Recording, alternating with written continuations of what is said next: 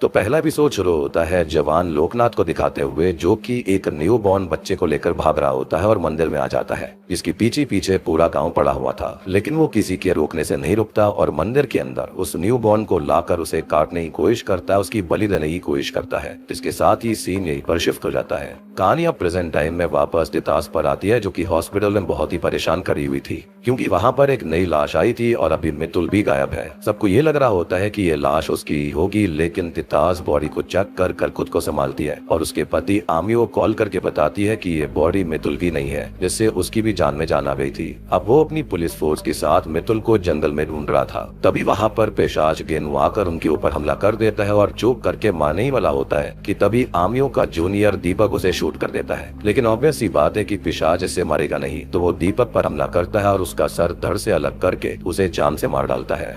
खैर अब वो आमियो की तरफ बढ़ने लगता है, लेकिन तब तक वहाँ पर पूरी पुलिस फोर्स आ गई थी, तो पिशाच गेनु वहाँ से भाग गया था। थोड़ी देर के बाद में आमियो हॉस्पिटल के अंदर होता है और वो बहुत ही ज्यादा परेशान था, जिसको तितास समझा रही होती है कि तभी वहाँ पर बहादुरी आता है, जो कि उससे ये कहते हैं कि वो परेशान ना हो, खुद का ख्याल रखे। और वो पूरी कोशिश कर रहे हैं कि उनको लोकनाथ के पास्ट के बारे में जल्दी से जल्दी पता लग जाए, जिससे कि वो उसे रोक पाएंगे और मितुल का पता लगा पाएंगे। इस पर गुस्सा होकर आमियो बोलता है कि बहादुरी अब कुछ नहीं कर सकते। लोकनाथ ने मितुल को उनके घर से किडनैप किया था और वो उसे रोक तक नहीं पाए। उनको आइडिया कैसे नहीं लगा? वो 4 दिन से गायब है और वो उसे ढूंढ नहीं पा रहे हैं और जानते हैं कि लास्ट पार्ट में उस लड़की के साथ क्या होने वाला था। और आज एक जान चली गई है और उसे भी वो बचा नहीं पाए और वो कुछ भी नहीं कर सकते। अब बहादुर उसकी बात सुनते हैं, उसके इमोशंस को समझते हैं और बोलते हैं कि वो जल्दी ही सब कुछ ठीक करने की पूरी कोशिश करेंगे। और वो ये कहते हैं कि आमियो को फिलहाल उनके ऊपर भरोसा नहीं है, लेकिन फिलहाल वो ये लाल धागा अपने हाथ पर पहन ले और ये उसकी रक्षा करेगा। और उसे उन पर भरोसा नहीं है, कोई बात नहीं, कम से कम मितुल की खातिर ये धागा बांध ले। इस पर वो एग्री हो जाता है। अब दूसरी ओर शहर के अंदर हम देवदूत नाम के एक जवान लड़की को देखते हैं, जिसे जानबूझकर एक पिकअप ट्रक ड्राइवर कुचल देता है। साथ ही साथ वो ड्राइवर उसे मरता देख बहुत खुश था और उसको चुराकर भाग जाता है। मीनवाइल बहादुरी जेल में आता है, जहाँ पर वो जेलर से मिलते हैं और जेलर उनको एक सेल दिखाता है जिसमें लोकनाथ 12 साल से कैद रहा था। अब एक कांस्टेबल उस रात की कहानी बयां करने लगता है कि उस रात लोकनाथ के बगल वाले सेल में किसी की मौत हो गई थी और वो कांस्टेबल उसकी बॉडी को लेकर जा रहा था। लेकिन तभी अचानक से वो लाश जिंदा हो जाती है, जिसको देखकर कांस्टेबल बेहोश हो गया था और फिर उस लाश ने कांस्टेबल के पास से चाबियां उठाई और लोकनाथ के सेल का ताला खोल दिया, जिसके बाद में लोकनाथ यहाँ से भाग गया था। नाउ वी नो कि वो यहाँ से कैसे भागा था और हम जानते हैं कि लोकनाथ को शव साधना आती थी, तो उसने ये कैसे किया होगा ये बात हम समझ सकते हैं। और जैसे ही लोकनाथ अपने सेल से भाग गया था, इस लाश के अंदर जो जान फूकी गई थी, जो कि लोकनाथ नहीं किया था, वो वहाँ से निकल जाती है। कर बहादुरी ये भी कहते हैं कि लोकनाथ यहाँ 12 साल रहा और उसने यहाँ पर मेडिटेशन करी, तपस्या करी, ताकि वो मुर्दों को कंट्रोल कर सके। अब थोड़ी देर के बाद में वो घर आता है, जिनसे मिलने मितुल की माँ आई थी, जो कि आमियो के बर्ताव के लिए उनसे माफी मांगती है। इस पर वो कहते हैं कि ये नॉर्मल है, कोई दिक्कत नहीं है और परेशान होने वाली कोई भी बात नहीं है। वो समझते हैं कि यहाँ पर आमियो क्या फील कर रहा होगा। वो उनसे पूछते हैं कि मितुल ठीक तो है, वापस तो आ जाएगी ना? इस पर वो कहते हैं कि मितुल उनकी बेटी जैसी है और वो तब तक चैन की सांस नहीं लेंगे जब तक वो उसे वापस नहीं ले आते। और अब तक बहादुरी को घर में कुछ अजीब फील होता है, लेकिन क्या होता है ये उनको समझ में नहीं आ रहा था। इसी बीच वो ड्राइवर एक जगह मांस लेने रुकता है, जो कि ये कहता है कि उसने अपने मास्टर के लिए एक आदमी को मारा और आज जंगल में उसे पार्टी मिलेगी। वहीं दूसरी ओर आमियो अपनी पुलिस फोर्स को समझा रहा होता है कि उन्हें जंगल में ही मितुल मिलेगी, क्योंकि गेनो पिशाच अभी तक जंगल में है। इसका मास्टर लोकनाथ उससे ज्यादा दूर नहीं होगा और जंगल में ही वो कहीं छुपा हुआ है और उसके आसपास मितुल होगी। अब इतने में ही वहाँ पर एक नया पुलिस ऑफिसर आज ड्यूटी ज्वाइन करने आता है, जो कि शॉकिंगली कोई और नहीं बल्कि देवदूत ही था, जिसका आज सुबह ही एक्सीडेंट हुआ। उसकी जान भी चली गई थी, लेकिन अभी वो यहाँ पर सही सलामत कैसे था? यानी कि जान जाना तो दूर की बात थी, उसके शरीर पर एक खरोच तक नहीं थी। वो यहाँ पर ब्रीफ को ज्वाइन करता है और एक कांस्टेबल आमियो से ये कहता है कि जरूर लोकनाथ को कोई गाँव का ही इंसान सपोर्ट कर रहा है, जो की उसके लिए खाना और बाकी चीजें लेकर आता होगा, नहीं तो लोकनाथ बिना खाना पिए सर्वाइव कैसे कर सकता है। और उन्हें अब अपने खबरियों को काम पर लगा देना चाहिए, जिस पर आमियो भी एग्री करता है। ये सारी बातें देवदूत काफी ज्यादा ध्यान से सुन रहा था। वहीं दूसरी ओर लोकनाथ जो होता है वो एक लाश के साथ कुछ रिचुअल कर रहा होता है। एनीवेज रात में अब बहादुरी अपने घर पर सो रहे होते हैं कि तभी वहाँ पर उन 2 बच्चों के भूत आते हैं, जिनसे ये कहानी एक तरह से शुरू हुई थी। आपको याद होगा कि पहले एपिसोड के अंदर ये दोनों आत्माएं यहाँ पर आई थी बहादुरी के पास में और ये बहादुरी को बहुत वक्त से दिखाई दे रहे थे और ये लोकनाथ के ये बच्चे हैं जिनकी उसने बलि दे दी थी। जी हाँ, और वो घोस्ट तुमसे ये कहते हैं कि उन्हें पता है कि मितुल कहाँ पर है। इसके साथ ही पहला एपिसोड यहीं पर खत्म हो जाता है। अब दूसरा एपिसोड शुरू होता है लोकनाथ के पास को दिखाते हुए, जहाँ पर वो बलि देने ही वाला था, लेकिन लोग उसे पहले ही रोकने लगते हैं और पीटने लगते हैं। अब यहाँ वो जिसकी बलि देने आया था वो उसके ही सगे भाई का बेटा था और वो लोग उसे पीट पीट कर नदी में फेंक देते हैं। इसके साथ सीन यहीं पर शिफ्ट होता है। कहानी अब वापस से प्रेजेंट टाइम में आती है, जहाँ पर आमियो अपनी पुलिस फोर्स के साथ जंगल में अपनी बीवी मितुल को ढूंढ रहा था और इसी बीच देवदूत उसे मारने की कोशिश करने लगता है, लेकिन उस रक्षा सूत्र की वजह से वो उसे छू नहीं पाता। खैर थोड़ी देर के बाद में आमियो को कुछ खाने की प्लेट मिलती है, जिनको डीएनए टेस्ट के लिए लैब में भेज देता है। खैर अब दूसरी ओर बहादुरी भी उन बच्चों की आत्माओं का पीछा करते करते जंगल के पास बनी हुई एक खाली फैक्ट्री तक आ गए थे, जहाँ पर वो इस जगह में बीते पलों के विजुअल्स को देखते हैं। तो असल में मितुल को यहीं पर बांध कर रखा गया था। उसके कपड़े भी चेंज कर दिए गए थे, जो कि बहुत डरी हुई थी और परेशान सी थी, मदद के लिए चिल्ला रही थी। अब पिशाच गेनू यहाँ आकर मितुल के साथ में गलत हरकत करने की कोशिश करता है, जिससे कि वो रोने लगती है, लेकिन अब तक लोकनाथ वहाँ पर आकर पिशाच को भगा देता है। वो मितुल से कहता है कि वो उसे पवित्र कर देगा और उसके बाद गेनू उसे छू भी नहीं पाएगा और फिर वो देवी को मितुल की ऑफरिंग देगा। और ये सुनकर वो ये कहने लगती है कि बहादुरी लोकनाथ को खत्म कर देंगे। इस पर वो जोर जोर से हंसने लगता है कि अब तक तो वो कुछ भी नहीं कर पाया। खैर ये सारी विजन्स देखकर बहादुरी को बहुत दुख होता है और उनकी आंखों में आंसू आ गए थे कि उनकी शिष्या जो थी वो उन पर कितना भरोसा करती थी, लेकिन वो उसको अभी तक ढूंढ नहीं पाए। खैर अब तक आमियो भी वहाँ पर आ जाता है, जो कि मितुल के कपड़े देख बहुत ज्यादा टूट कर रोने लगता है। उसे लगता है कि वो जिंदा नहीं रही। वहाँ पर देवदूत भी आया था, लेकिन वो बहादुरी को देखकर छुप जाता है, क्योंकि वो उसे पहचान लेंगे कि वो जिंदा नहीं था। हालांकि बहादुरी डर को स्मेल तो कर ही लेते हैं, जो कि कांस्टेबल से भी कहते हैं कि आसपास पक्का कोई ना कोई डेड बॉडी है जिसकी उनको स्मेल आ रही है। फिर थोड़ी देर के बाद में वो बाहर आ जाते हैं, जो कि तितास से बात करते हैं और सबको ये लग रहा था कि मितुल मारी गई है, इसके कपड़े मिले थे, लेकिन वो तितास से कहते हैं कि मितुल जिंदा है और उसे प्यूरिफाई करने के लिए लोकनाथ ने उसके कपड़े बदल दिए थे और सबको ऐसा दिखाया कि वो मारी गई। वहीं दूसरी तरफ लोकनाथ मितुल को नदी में नहलाता है और फिर उसे रिचुअल प्लेस पर लेकर आता है, जहाँ पर पहले से एक प्रेग्नेंट महिला की लाश पड़ी हुई थी। और अब वो मितुल के ऊपर कोई रिचुअल करता है, उसके हाथ पर एक कट लगाकर उसका खून हवन में डालता है। फिर वो उसे राख से सने हुए चावल खिलाकर उससे ये कहता है कि उसने मितुल को खाना दिया और अब बदले में मितुल को उसे अपना खून देना पड़ेगा। मीनवाइल घर पर बहादुरी रितास से ये कहते हैं कि वो जानते हैं कि लोकनाथ क्या करेगा और उसे रिचुअल के अंदर एक प्रेग्नेंट महिला की लाश चाहिए होगी। टैरोने अभी लोकनाथ और मितुल के विजन्स नहीं आ रहे थे और अगर बच्चों की आत्मा उनकी हेल्प नहीं करती तो शायद वो उस जगह तक भी नहीं पहुंच पाते, यानी कि उस खाली फैक्ट्री तक। खैर अभी लोकनाथ मितुल को प्यूरिफाई करेगा, जिसके बाद मितुल का मासिक धर्म शुरू हो जाएगा और फिर चंद्र अवधि की एक खास रात लोकनाथ उसकी और पिशाच गेनू की शादी करवा देगा और प्यूरिफिकेशन के बाद सिर्फ मासिक धर्म वाली स्त्री ही मितुल के पास जा सकती है। बेसिकली मितुल को पीरियड्स आएंगे और जब इसके पीरियड्स खत्म हो जाएंगे तो उसके बाद में ही उसकी बलि दी जाएगी और उसके बाद में जो कोई जिसको पीरियड्स आएंगे वही उसको ढूंढ सकती है। खैर अब ये सब सुनते सुनते तितास कुछ सोचकर खो गई थी, जिसको वो होश में लेकर आते हैं और ये कहते हैं कि उन्हें संजय से कुछ जानकारी चाहिए, जो कि तितास उन्हें लाकर दे।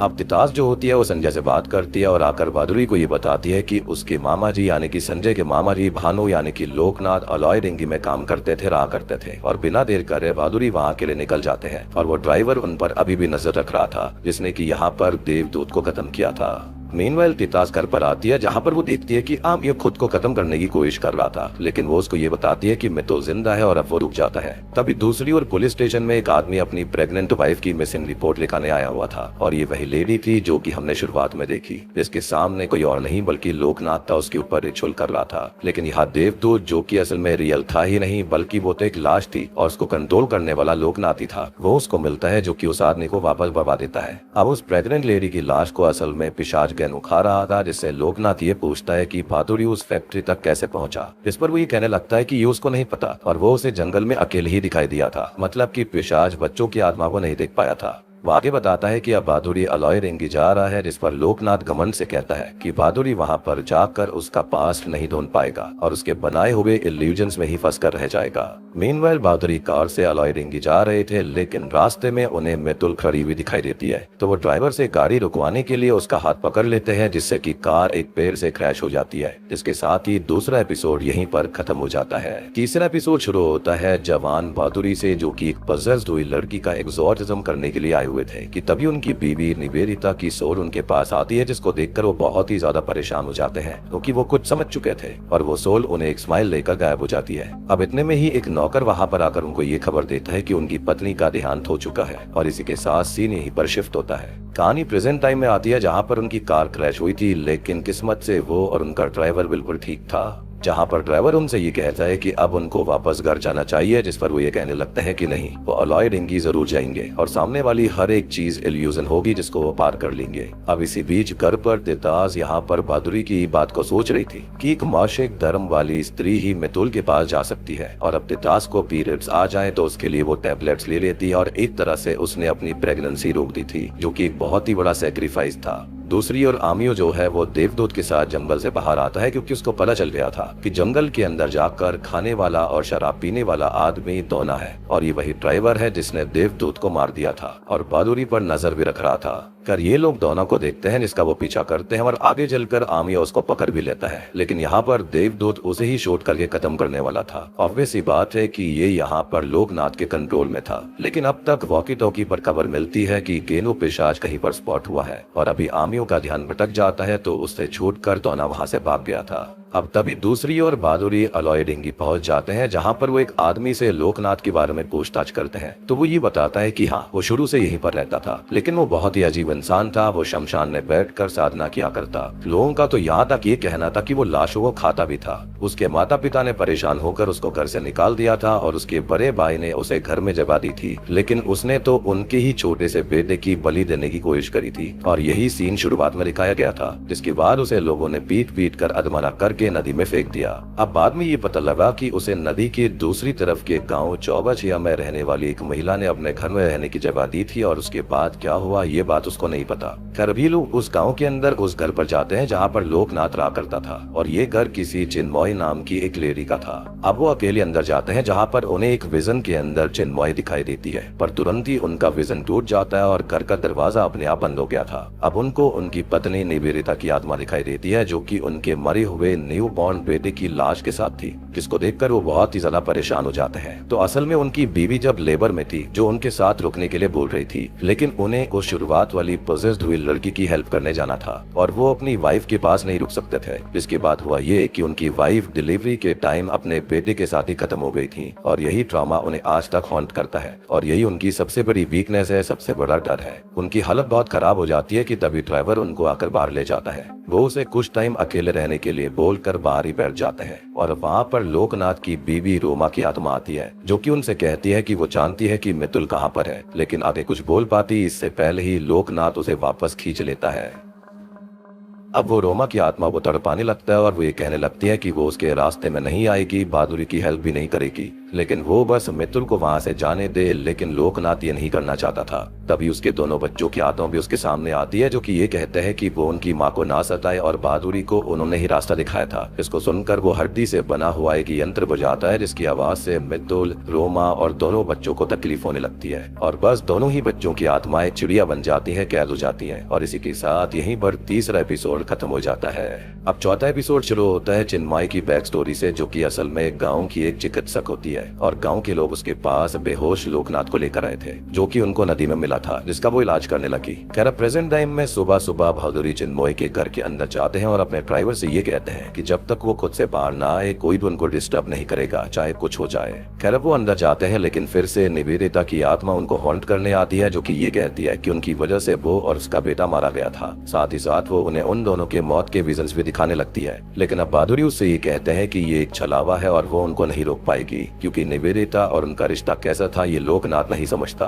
जिसके साथ ही वो चैंटिंग शुरू कर देते हैं और निवेदिता की आत्मा वहां से गायब हो जाती है। अब वहीं दूसरी ओर मितुल दुखी उन दो चिड़ियों से कहती है कि उसकी तरह अब वो दोनों भी कैद हो गई है, लेकिन मितुल जानती है कि बहादुरी उसको जरूर बचा लेंगे और यहाँ से जरूर वापस ले जाएंगे। तभी आमियो कब्रिस्तान के गार्ड से मिलता है जो कि ये बताता है कि 4 दिन पहले यहाँ पर एक अनआइडेंटिफाइड लाश आई थी जिसमें कोई लड़का किसी रोड एक्सीडेंट में मारा गया था और उसी रात यहाँ से गेनो पिशाच वो लाश चोरी करके ले गया और ये लाश असल में किसी और की नहीं बल्कि देवदूत की थी।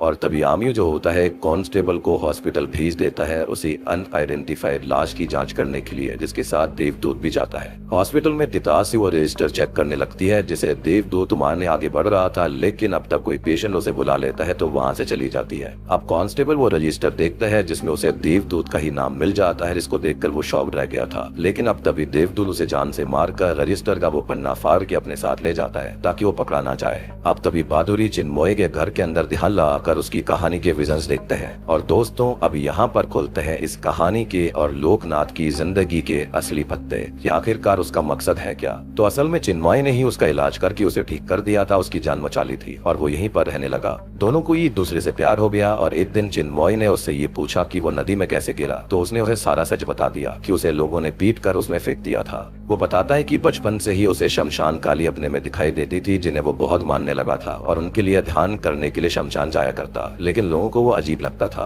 उसने अपने भाई के घर पर रहकर ध्यान लगाना शुरू किया, लेकिन एक दिन उसकी भाभी, जिसकी उसके ऊपर गंदी नजर थी, यानी कि भाभी उसको चाहती थी, वो उसकी सास जबरदस्ती करना चाह रही थी, जिसे उसने रोका तो वो नहीं रुकी और अपने ही बेटे को मारने की धमकी देने लगी। वो अपने भतीजे को बचाने के लिए घर से लेकर निकल गया था और ये शुरुआत वाला सीन था जहाँ पर वो मंदिर तक आया, लेकिन अब तक भाभी ने सबको ये कह दिया था कि लोकनाथ उसकी बलि देने वाला है, यानी कि खुद को बचाने के लिए उसने लोकनाथ को फंसा दिया। ये सब सुनकर वो सबको सच समझाने की कोशिश करने लगा, अपने भाई से कहने लगा कि इसका भतीजा उसके बेटे जैसा है और वो उसे नहीं मार सकता, लेकिन किसी ने उसकी एक ना सुनी और फिर उसे पीट कर नदी में फेंक दिया। अब सच सुनकर चिन्मय को बहुत दुख होता है और एक दिन लोकनाथ कहीं बाहर गया हुआ था कि तभी घर पर उसका भाई उसे ढूंढते हुए अपने कुछ लोगों के साथ आ गया था। अब चिन्मय यहाँ पर लोकनाथ के भाई को सारा सच बताती है कि उसकी वाइफ ने लोकनाथ के साथ जबरदस्ती करने की कोशिश करी थी, साथ ही साथ सब कुछ उसने किया था, यानी कि भड़काया भी उसके खिलाफ उसने ही था। इस पर गुस्सा होकर लोकनाथ का भाई उसे पीट देता है। अब आव्या उससे ये कहता है कि अब वो उसे जबरदस्ती का मतलब बताएगा।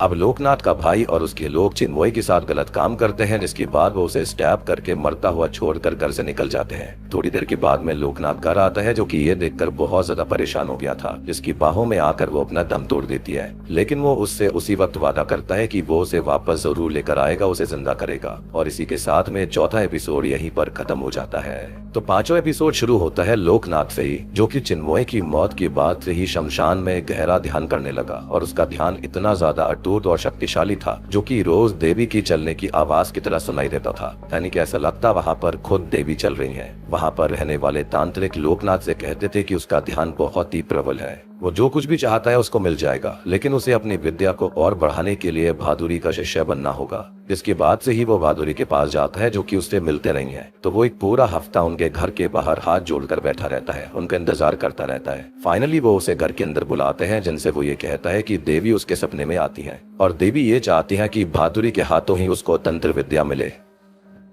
इस पर बहादुरी को यकीन नहीं होता, लेकिन तभी वहां पर हलचल शुरू हो गई थी। बाहर कुत्ते रोने लगते हैं, जो कि लोकनाथ की एक आवाज पर शांत हो जाते हैं और अब बहादुरी को उसकी बातों पर यकीन होता है, जिसको वो अपना शिष्य बना लेते हैं। और इसी के साथ सीन यहीं पर शिफ्ट हो जाता है। तो अब आपको समझ में आया होगा कि ये बहादुरी का सबसे अच्छा शिष्य कैसे बना था। अब प्रेजेंट टाइम में आमियो देवदूत पर काफी गुस्सा कर रहा होता है कि हॉस्पिटल के अंदर कांस्टेबल की जान कैसे चली गई, और अगर ऐसा हुआ तब वो कहाँ पर था। तो वो ये कहता है कि वो तो वॉशरूम गया था और हॉस्पिटल का सीसीटीवी भी खराब है। तब आमियो ये कहता है कि अभी वो सभी कब्रिस्तान के ऊपर नजर रखें, जहाँ पर पिशाच गिनो जरूर आएगा और वो खुद डोना पर नजर रखेगा। खैर अब तक पल्लव वहाँ पर आता है, जो कि आमियो के लिए खाना लेकर आया था, जो कि देवदूत को देखकर आमियो से कहता है कि देवदूत बहुत ज्यादा ही स्ट्रॉन्ग परफ्यूम लगाता है। इस पर आमियो कहता है कि हाँ, वो रोज ही इतना सारा परफ्यूम लगाता है, जो कि काफी इरिटेटिंग सा है। तभी हम देखते हैं कि मितुल को पीरियड्स आ चुके थे, जिसको देखकर लोकनाथ काफी खुश होता है और बोलता है कि आखिरकार देवी ने उसकी ऑफरिंग एक्सेप्ट कर ली। वो गेनू पिशाच से ये कहता है कि अब वो मितुल को टच ना करे और दोना से सामान लाने के लिए भूले। खुद लोकनाथ फाइनल रिचुअल की तैयारी करने लगता है। अब उसने रिचुअल को कमरे के अंदर कैद करके रखा हुआ था। कमरे को एक धाबे से प्रोटेक्शन स्पेल से बांधा हुआ था। अब उसके जाने के बाद में मितुल उन दोनों बर्ड्स को, यानी कि उसके खुद के बच्चों की आत्माओं को केज से आजाद करने की कोशिश करती है। उनका केस खोल देती है, लेकिन अब वो बर्ड्स भी उस धागे के पार नहीं जा पाती। अब मितुल को याद आता है कि लोकनाथ एक पोशन से सब कुछ तंत्र करता है, तो वो उसी पोशन को ढूंढती है जो कि सामने मिल जाता है क्योंकि ये पूजा का कमरा होता है। और अब वो उस पोशन को आगे धागे पर फेंकती है जिसके साथ ही स्पैरो टूट गया था और ये बर्ड्स यहाँ से बाहर निकल जाती है। मितुल के पैर में तो जंजीर बंधी हुई थी जिसके चलते वो वहाँ से नहीं निकल पाती। अब चिड़िया बहादुरी के पास आती है जिनको देखकर वो समझ जाते हैं कि ये है कौन और चैंटिंग से उनको अपने असली रूप में ले आते हैं। वो दोनों ने कुछ बताए इससे पहले ही घर पर तितास आती है जिससे कि ये दोनों आत्माएं गायब हो गई थी। अब बहादुरी जो होता है वो तितास से बात करते हैं जो कि ये बताती है कि उसने खुद के पीरियड्स को शुरू कर लिया है, उसने पिल्स खा ली है और वो मितुल को बचाने जा सकती है, जिसको सुनकर पहले तो वो बहुत गुस्सा करते हैं कि ये सब नहीं करना चाहिए था। फिर वो आगे बोलते हैं कि तितास जैसी दोस्त सबके पास होनी चाहिए जो कि अपनी दोस्त की जान बचाने के लिए किसी भी हद तक जा सकती है, लेकिन वो उसे खतरे में नहीं डाल सकते। वो कहते हैं कि मितुल और तितास उनकी बेटी जैसी है और वो एक को बचाने के लिए दूसरे की जान खतरे में नहीं डालना चाहते, क्योंकि अगर किसी को भी कुछ हुआ तो वो जेल नहीं पाएंगे और वो मितुल को खुद ही वापस लेकर आएंगे। दूसरी ओर लोकनाथ को पता चल गया था कि उसका स्पेल टूट चुका है, तो वो मितुल से ये कहता है कि उसकी कैद से जाने वाले को जिंदा नहीं छोड़ता, लेकिन मितुल को वो मारेगा नहीं क्योंकि वो तो एक सेक्रेड और पवित्र ऑफरिंग है देवी के लिए। अब दूसरी ओर आमियो दोना के ऊपर नजर रख रहा था जिसे दोना कुछ सामान ले जाता हुआ दिखाई देता है जिसका वो पीछा करना शुरू करता है। दोना एक जंगल में आ गया था और आमियो भी वहाँ पर आ चुका था जिस पर दोना हमला कर देता है। वो उसको चोक करके मारने लगता है, लेकिन अब तक देवदूत आकर दोना को शूट कर देता है और वो आमियो को भी शूट करने ही वाला था कि तभी बाकी पुलिस ऑफिसर्स वहाँ पर आ जाते हैं, तो वो उसे शूट नहीं कर पाता।